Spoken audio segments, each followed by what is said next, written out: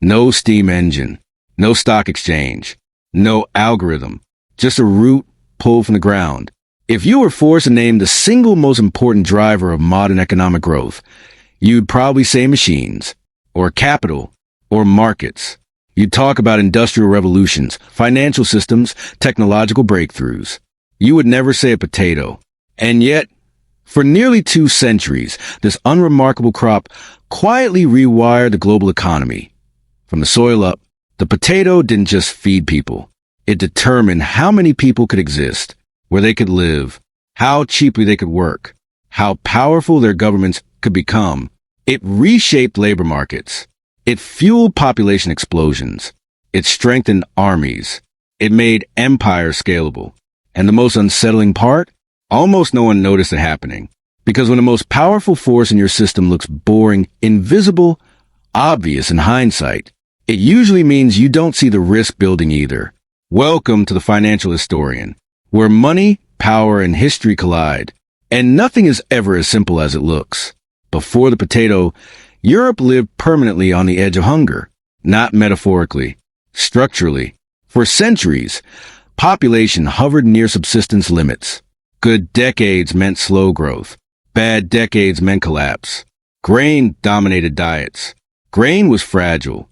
One drought, one army marching through, one failed harvest, and a generation of growth vanished.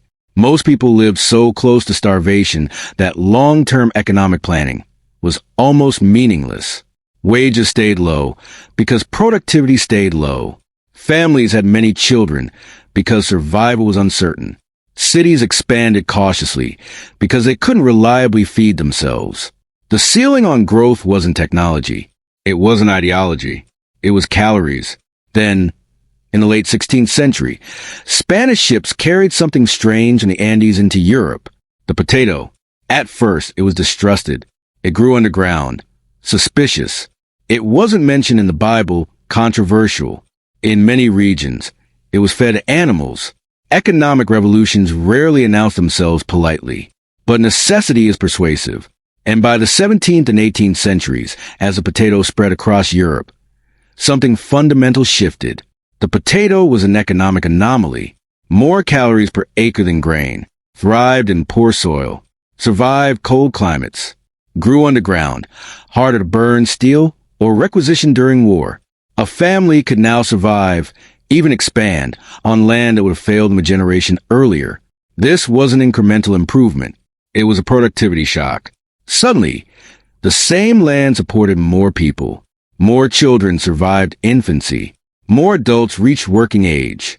Population surged, not because wages rose, but because food constraints loosened. And that distinction changes everything. Europe didn't become richer and then grow. It grew first, and then had to figure out what to do with all those people. That surplus of human beings became the raw material of modern economies. More workers competing for jobs. More competition pushing wages down. Rural families sending children to cities. Not because factories paid well, but because there were too many mouths at home. Urbanization accelerated. Factories filled. Labor became abundant. This was a morality. It was arithmetic. Cheap, reliable calories lowered the biological cost of survival. That lowered the price of labor. And cheap labor made industrialization viable at scale. The potato didn't build factories. It made factories possible. Governments noticed, even if they didn't fully understand why. Regions that adopted potato cultivation earlier could field larger armies, sustain them longer, and recover faster from war. Armies march on their stomachs, and potatoes filled those stomachs cheaply. Prussia embraced the crop aggressively. So did Russia. Large parts of France and the Low Countries followed. A well-fed population wasn't just healthier. It was taxable, governable, deployable. This is a part most economic histories skip. Modern states did not begin with constitutions or central banks. They began with food security. And food security, in this case, rested on a single crop. By the early 19th century, the potato had become infrastructure. Invisible, assumed, taken for granted. Entire populations reorganized themselves around it. And when a system reorganizes around one extraordinary input, it gains scale, speed, and power. But it also concentrates risk. And concentrated risk doesn't announce itself. It waits. By the time Europe realized how deeply it depended on the potato, there was no easy way back. Nowhere was that dependence more complete than in Ireland. By the early 19th century, the potato wasn't just a staple there. It was the system. A single acre could feed a family for a year. So landholdings shrank because they could. Population exploded because it could. Between 1700 and 1845, Ireland's population nearly tripled, from roughly 2.5 million to over 8 million, without a matching industrial base to absorb them. Growth without diversification. Scale without resilience. Dependence without backup. Most rural families survived almost entirely on potatoes and milk. Not because they were ignorant, but because the arithmetic worked. Until it didn't. Efficiency removed redundancy. There was no buffer crop, no margin for error. When the potato failed, there was nothing behind it. In 1845, the failure arrived, not with banners, not with warning, but as biology. Phytophthora infestans, a microscopic organism that did not negotiate.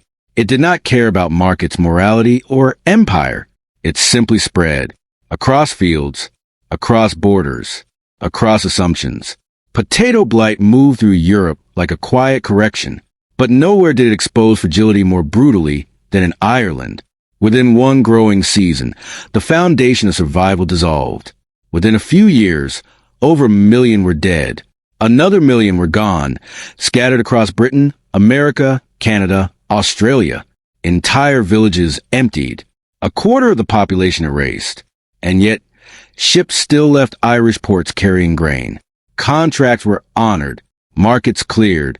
The British financial system did not collapse. On paper, the economy functioned. That is what makes this terrifying. The famine was not caused by the absence of food in the abstract.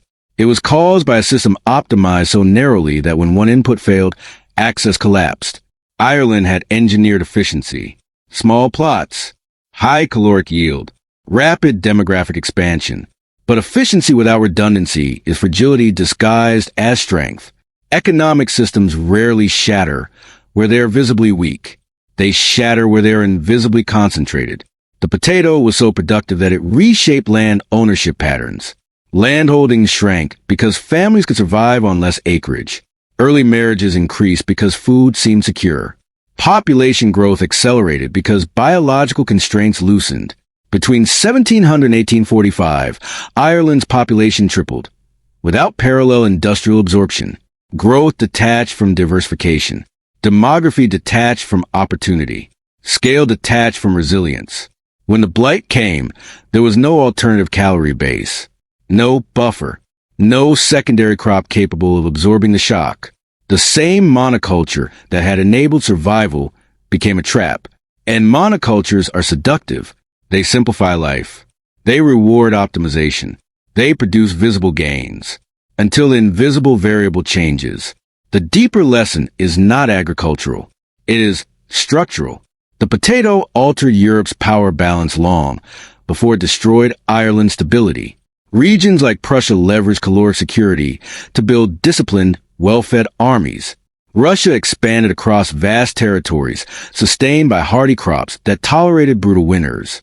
Parts of France and the Low Countries used population density to accelerate manufacturing and trade. Calories translated into manpower. Manpower translated into taxation. Taxation translated into artillery. Food security became geopolitical leverage. The rise of modern Europe was not merely technological. It was metabolic. Empires are not powered by ideas alone. They are powered by energy flows. And in the 18th and 19th centuries, that energy was biological. The blight did not just destroy crops. It revealed how deeply the system had reorganized itself around one extraordinary variable. And here's the part that echoes forward. The system did not look fragile in 1844. It looked successful. Population growth was cited as vitality. High yields were cited as efficiency. Exports were cited as proof of integration. Every metric suggested progress. until one variable changed. Modern economies operate the same way. Oil is not just fuel. It is embedded assumption. Transportation networks, suburban housing patterns, global trade routes, all presume stable energy flows. Semiconductors are not just chips. They are compressed intelligence. A handful of fabrication facilities anchor defense systems, AI infrastructure, financial transactions. Global shipping lanes are not just water. They are arteries. Disrupt one and supply chains convulse. Each of these systems appears diversified on the surface. But look closer. Production concentrates. Risk pools. Redundancy shrinks. Efficiency improves margins and narrows tolerance.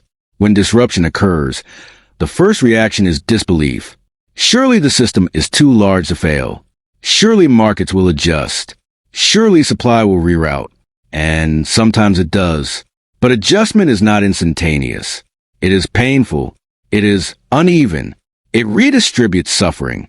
The Irish famine teaches something uncomfortable about market logic. Markets can remain technically functional while human systems collapse. Prices can clear while people starve. Contracts can be honored while communities disappear. The presence of trade does not equal resilience. The presence of growth does not equal stability. The presence of efficiency does not equal safety. History does not punish ambition. It punishes overconcentration. The Irish farmer did not need foresight into fungal mutation patterns. He needed diversification. The British Empire did not intend catastrophe. It inherited a structure that rewarded output over redundancy.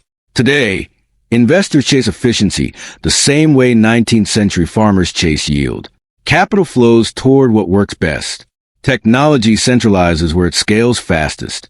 Supply chains stretch where costs are lowest. And every optimization quietly removes a backup. The greatest financial errors are rarely about predicting events. They are about misjudging structure. When you mistake dependency for durability. When you confuse growth with resilience. When you assume that because something has worked, it will continue to work. You are standing in a potato field in 1844. Everything looks abundant until it doesn't.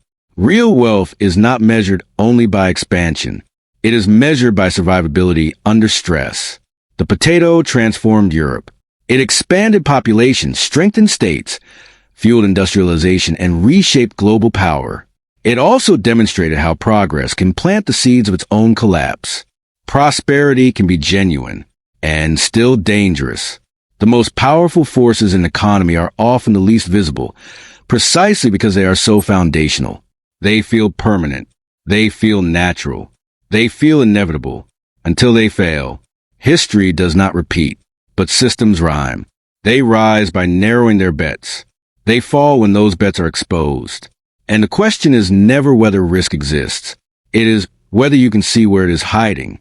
If this changed how you think about growth, power, and markets, subscribe, because the next collapse won't begin where the headlines are looking. It will begin where no one thinks to look.